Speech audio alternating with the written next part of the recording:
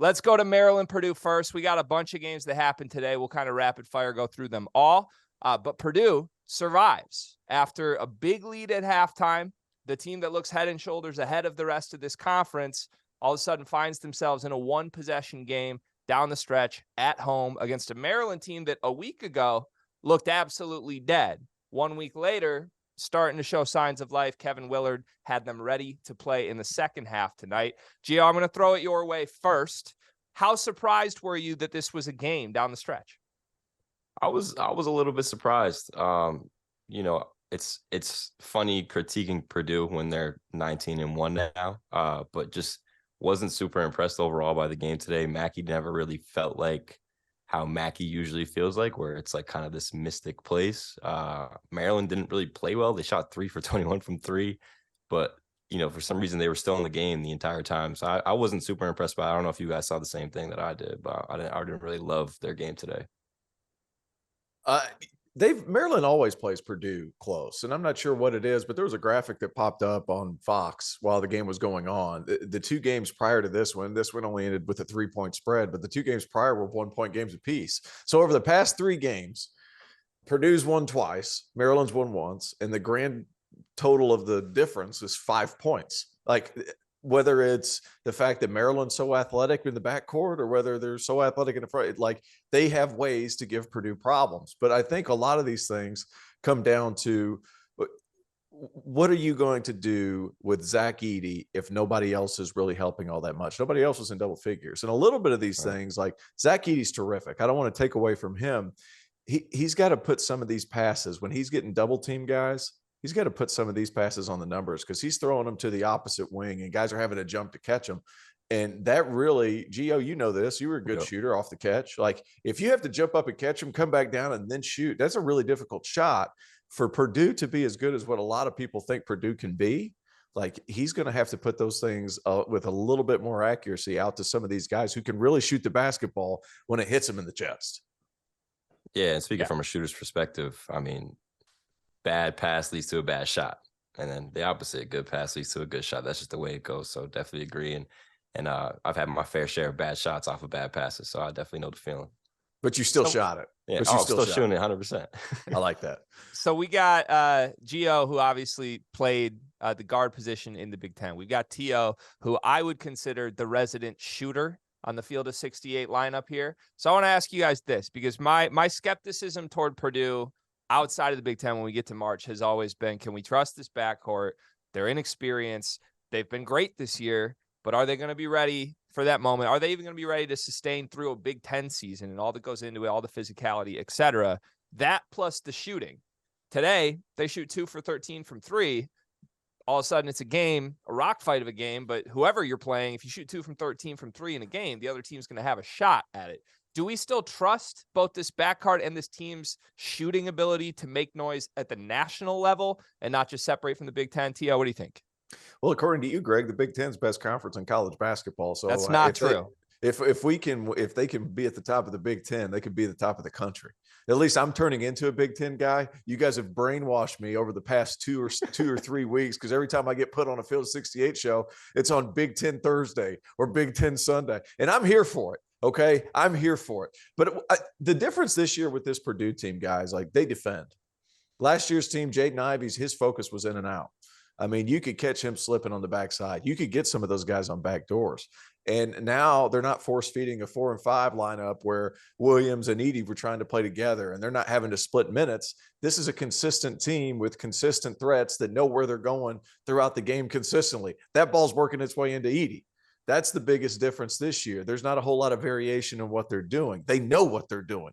And defensively, these freshmen aren't losing track of the backside. These freshmen aren't losing their man because they're still freshmen. They're still hungry to be on the floor, and they know that they're going to get their butts yanked if they don't. I think that's the biggest difference. Kim Palm has them at 17th in the country defensively. That's the biggest difference between this year's Purdue team and last season's Purdue team, who I believe they were 93rd defensively in the country last season. That's the biggest difference.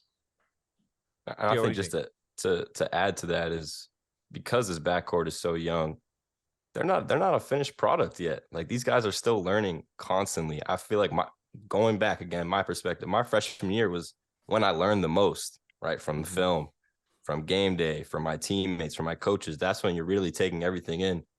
It's not even February yet. They still have some time to still become a finished product. These guards are still learning how to take care of the basketball, how to lead, how to bounce back from adversity. There's still a ton of things that these guys are learning, and I think they're not a finished product yet. And the fact that they're so good already, I think it bodes well for them when it comes time for the tournament.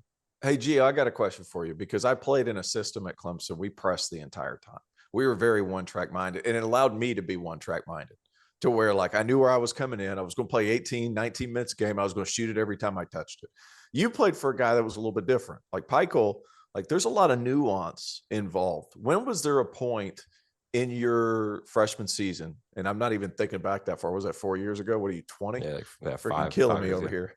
Yeah, it hurts. You beautiful head of hair. Look at me. Nobody can hear us on radio, but I digress. Here's the thing. How long did it take you to really feel comfortable with what Pikel wanted you to do? Because like I said, there's a lot of nuance. Man, it took a little bit for sure. I don't think I ever was fully comfortable my freshman year. I was still learning everything. And, also we weren't very good. So I was getting asked to step up as a leader, but I was one of the younger guys on the team. So there was a ton of different factors for me personally. But I think that's what makes Coach Painter such a good coach. Like every single year, his guys, they know their roles. I mean, you think back to last year where you have Edie and Travion Williams, two of the best bigs in the country, splitting time, and you don't see any type of jealousy, envy, hatred. And I think that's Coach Painter bringing all the guys together. And I think we're seeing that with these freshmen too, is that at the end of the day, they know their role. Coach Painter is making it extremely clear, which helps a player overall in the long run. So I don't know if you guys are aware of this or not, but a minor miracle happened in this game. Zach Edey was whistled for 2 fouls. This is the first time in, I believe, 6 games, only the second time in 10 games. Crazy. Zach Edey has picked up 2 or more fouls. I got to ask you this because I'm seeing the rounds being made on Twitter. That's favoritism.